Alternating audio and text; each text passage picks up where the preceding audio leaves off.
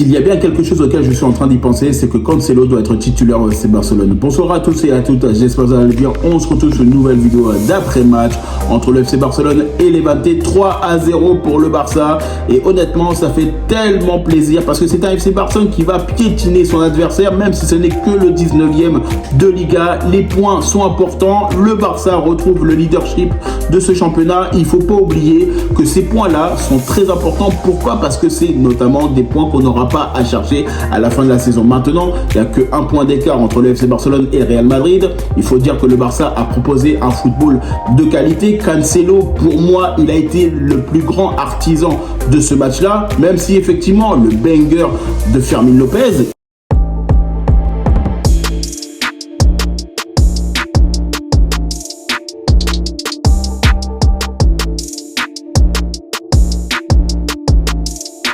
faut pas oublier que là, honnêtement, on voit bien que sur le peu de minutes qu'il a joué, Cancelo, il mérite d'être titulaire au FC Barcelone. Alors, effectivement, on sait très bien que Baldé, il est efficace, il est bon, mais honnêtement, sur 20 matchs qu'il a joué, notamment Baldé, on voit bien que là, il y a quand même une certaine différence. Maintenant, il faut prendre avec des pincettes parce que effectivement, ce n'est qu'un match face à Levante. Il faut voir qu'est-ce qui va se passer s'il joue face à l'Atlético Madrid ou notamment le PSG, Newcastle, en 8e de finale de Ligue des Champions ou d'autres équipes. Il faut qu'on soit capable sur les moments importants d'avoir un Cancelo au plus haut niveau. Tout comme pour Baldé. Maintenant, c'est aussi quelque chose où il faut penser parce que là, le Barça a besoin des joueurs les plus efficaces devant le but, offensivement, défensivement aussi. Parce que quand tu vois ce genre de match face à Levante, où tu sais très bien que sur le papier, le FC Barcelone est potentiellement supérieur, j'ai bien dit sur le papier, parce que entre ce qui se passe sur le papier et la réalité, c'est totalement différent. On voit bien que certaines équipes sont capables de perdre face aux plus petites sur le papier. Maintenant, c'est un Barça qui, pour moi, aujourd'hui, a fait le boulot, a été bon sur les transitions, a été bon dans la construction, a été bon sur beaucoup d'aspects.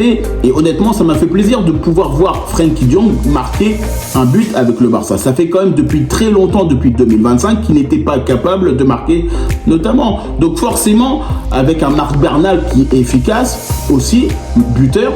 Et c'est vrai que là, quand tu vois ce genre de choses, tu te dis quand même que les changements apportés par Hansi Flick, ils sont quand même efficaces. Maintenant, il faut voir aussi sur la longueur. C'est là aussi qu'on va être attendu. C'est sur les matchs importants dans la saison. C'est sur des événements qui vont être très importants comme le match retour de la Copa del Rey, la Ligue des Champions, etc. Où c'est là qu'on va pouvoir se dire et se jauger si on est prêt notamment à jouer ce genre de compétition. Parce que là, actuellement, il faut qu'on soit capable d'être meilleur. Parce que on voit bien que le Barça cherche des trophées. On sait très bien que la Ligue des Champions, on la court depuis de nombreuses années. La Copa del Rey, on est mal engagé actuellement. On est sur 4-0 contre nous. Donc, il va falloir remonter le score. On est capable de le faire. Et c'est vrai que là, quand tu joues face à Levante, sur le papier, tu te dis quand même que le Barça doit les détruire. Oui, effectivement, on a eu des énormes occasions. Ils ont eu des occasions. Il ne faut pas oublier que la première occasion qui a été faite dans ce match-là, c'est notamment les Levante qui ont été capables potentiellement de marquer. Ils ont failli marquer contre le Barça.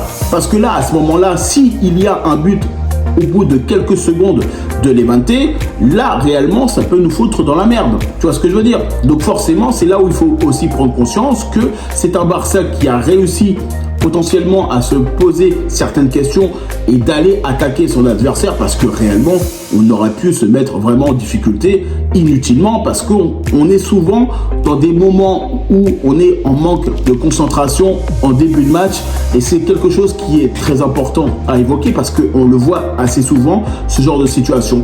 Parce que c'est un Barça au début du match qui la joue un peu trop tranquillement et à chaque fois, on se fait avoir. Maintenant, c'est un Barça qui a gagné, c'est un Barça qui va réussir à prendre les 3 points, c'est surtout un Barça qui va réussir à prendre le leadership de ce championnat et ça c'est très bien parce que pour nous c'est toujours un point de plus contre le Real Madrid, c'est aussi une opportunité d'être bon pour nous et d'avoir aussi une très bonne dynamique dans notre tête pour le mental et pour tout parce que on sait très bien que le Barça actuellement ils sont pas dans une phase facile avec la défaite contre l'Atlético Madrid, avec la défaite contre Girone. Donc il faut retrouver un petit peu cette cohérence au niveau de l'effectif, une cohérence au niveau mental aussi, parce que forcément ça fait pas plaisir de perdre des matchs, mais c'est dans des moments comme ça qu'on va voir si on est capable de relever la tête, même si effectivement sur le papier tu sais très bien que les Levante ils étaient inférieurs au Barça. Maintenant, il fallait qu'on soit capable de le démontrer. Et c'est ce qu'on a été capable de faire. Et c'est vrai que moi, quand je vois ce match face à Levante, pour moi, même Lamine Yamal, où effectivement, j'ai entendu certains journalistes dire « Oui, mais le Barça n'a pas pu compter sur Lamine Yamal. Il ne peut pas être là tout le temps. » Les gars, il ne peut pas être efficace sur tous les matchs, sur toute la saison. Il peut être aussi invisible. Il doit pouvoir compter notamment sur ses coéquipiers. Si lui, il n'est pas en lumière, il y en a d'autres qui sont capables d'être bons. Rafinha, c'est pareil, et notamment Robert Lewandowski. Et c'est pour ça que je le dis, parce qu'on a souvent tendance à prendre Lamine Yamal comme exemple, s'il est bon, s'il est mauvais, etc. Où effectivement, on se dit souvent, oui, mais là, il aurait pu marquer, il aurait pu faire une passe, il aurait pu faire ci, il aurait pu faire ça. S'il te fait la différence, s'il est capable de donner les bons ballons au bon endroit, moi, ça me va. S'il marque en plus des buts, bah tant mieux. Mais maintenant, il ne faut pas qu'on soit exigeant. Il ne faut pas oublier qu'actuellement, la saison, elle est encore longue. Il y a des matchs qui vont être très importants. Moi, honnêtement, je suis plus préoccupé qu'il soit capable de marquer face notamment à un huitième de finale de la Ligue des Champions, plutôt que face à Levante, parce que c'est ça aussi qui est très important. Moi, je veux bien qu'on parle aussi de Lamine Yamal, où effectivement, parfois, il ne marque pas tout le temps, il n'est peut-être pas régulier de ce niveau-là, comparé, entre guillemets, à Lionel Messi. Mais je suis désolé, les joueurs sont totalement différents. Il faut arrêter de se baser sur la comparaison, les joueurs sont pas pareils, d'accord? Maintenant, le débat, il est clos. Mais c'est vrai que, honnêtement, face à Levante, le Barça, aujourd'hui, il est efficace, il est bon, il marque, il gagne son match. Et je suis désolé, on ne peut pas dire autre chose de plus que ça. Maintenant, effectivement, c'est un Barça qui a fait tourner son effectif parce qu'il y a des matchs importants qui vont arriver, notamment Villarreal, la Copa del Rey, tous ces matchs-là qui vont être très importants pour le Barça pour remporter notamment les compétitions, parce que forcément, il ne faut pas oublier que la Copa del Rey face à l'Atlético Madrid, notamment à partir du 3 mars, il faudra qu'on ait le meilleur effectif possible pour remonter le score. Parce que là, c'est là qu'on va être capable ou pas de faire des grandes choses. C'est dans ces moments-là qu'on va être attendu. Même si effectivement tu es attendu dans chaque match face à Levante, face au premier, face au deuxième, face au quatrième, face au 20e, 19e, tu es attendu dans tous les matchs. C'est le Barça, c'est comme ça. Mais il faut aussi prendre conscience que là, actuellement, c'est un Barça qui a gagné, qui a fait le boulot et qui a bien répondu. Même si ce n'est que Levante, parce que effectivement, il faut bien se dire qu'après, il faudra qu'on continue à performer sur la suite de la saison, sur les événements importants dans les matchs, sur des événements importants aussi au cours de la saison. Et c'est là qu'on va être capable de se poser certaines questions. Si on peut marquer, si on peut gagner des trophées, si on peut potentiellement avoir le choix de se dire on va être leader du championnat, on va être potentiellement champion d'Espagne ou on va être champion de la Copa del Rey, etc., de toutes les compétitions qu'on va jouer. C'est là qu'on va voir ça. Parce que c'est dans ces moments-là qu'on va voir si le Barça est capable de répondre présent.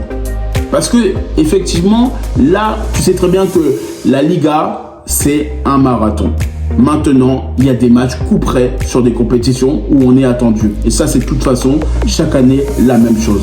Et c'est pour ça que je le dis. C'est un Barça, effectivement, qui pour moi, n'est pas parfait. Parce qu'on ne peut pas dire que le Barça est parfait. Il n'y a rien qui est parfait. Quelle que soit l'équipe, on ne peut pas être parfait. Maintenant, c'est un Barça qui a très bien répondu, qui a fait le boulot, qui a remporté la victoire.